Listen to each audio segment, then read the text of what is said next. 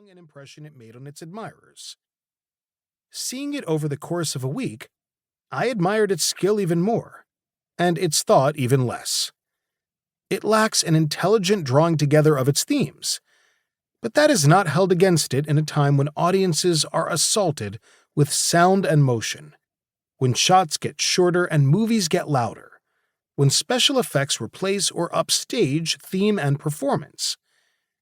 The ability of an audience to enter into the narrative arc of a movie is being lost.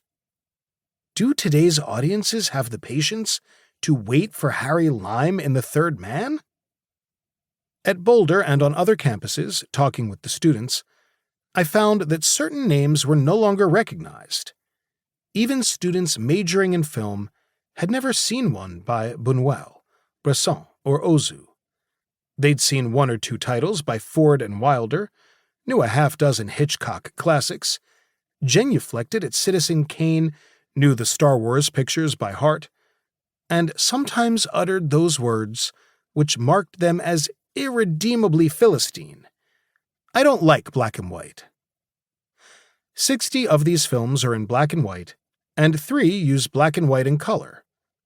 You cannot know the history of the movies or love them unless you understand why black and white can give more, not less, than color.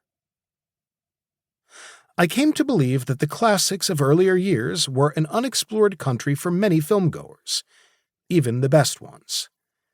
As a film critic for a daily newspaper, I didn't want to spend my life locked in the present.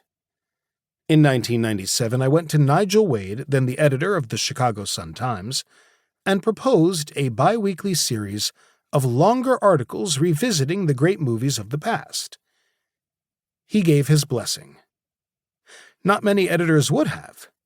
The emphasis in American film journalism is on celebrity news, box office results, and other forms of bottom-feeding. Every other week since then, I have revisited a great movie, and the response has been encouraging.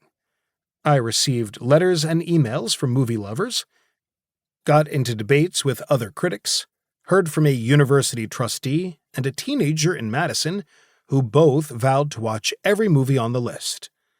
The Library Media Project made discounted DVDs of the movies available to public libraries. The relative invisibility of classic movies is directly related to the death of film societies. Until the rise of home video, every campus and many public libraries and community centers had film societies which held cheap and well-programmed 16mm screenings. My early film initiation took place at 2 such clubs at the University of Illinois, which also inspired me to see first-run films I might otherwise have avoided. I saw Ikiru, The 400 Blows, The Maltese Falcon, and Swing Time for the first time in those campus rooms, knowing little or nothing about them, except that they cost only 25 cents, and that afterward people got together in the student union and drank coffee and talked about them. In theory, home video should be a godsend for lovers of great films, and indeed most of these titles are available on video in one form or another, and that is how most people will have to see them. But when you enter the neighborhood video chain store, display boxes near the door push the latest, new on-video Hollywood blockbusters, and you have to prowl in the shadows to find foreign films and classics, often a pitiful selection. Independent local video stores and web-based operations like Netflix.com and Facets.org give access to a much larger range of films. But does the average moviegoer ever find them? In the 1960s, Stanley Kaufman coined the term the film generation to describe the phenomenon of younger filmgoers who were film-obsessed. I was a member of that generation, and can personally testify that I waited in line at ordinary theaters to get into sold-out performances of René's Last Year at Marienbad and Godard's Weekend.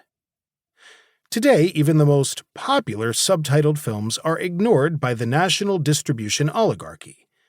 Mainstream movies are pitched at the teenage male demographic group, and the lines outside theaters are for Hollywood's new specialty, B movies with A budgets. To keep listening to this audiobook for free, click the link in the description.